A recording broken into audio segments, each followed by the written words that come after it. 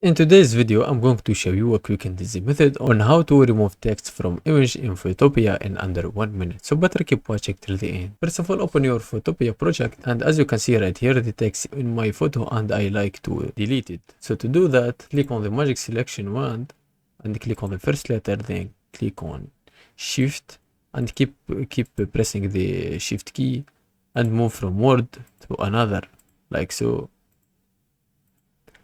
Then go to select and modify, then expand. I like to use 2 pixels away, then click on edit, then fill, then choose from content aware and click on OK. And as you can see, it get deleted successfully. Then click on Ctrl D to unselect the text. And that's it, guys. I hope this guide was helpful. If it was, please consider subscribing, and thanks for watching.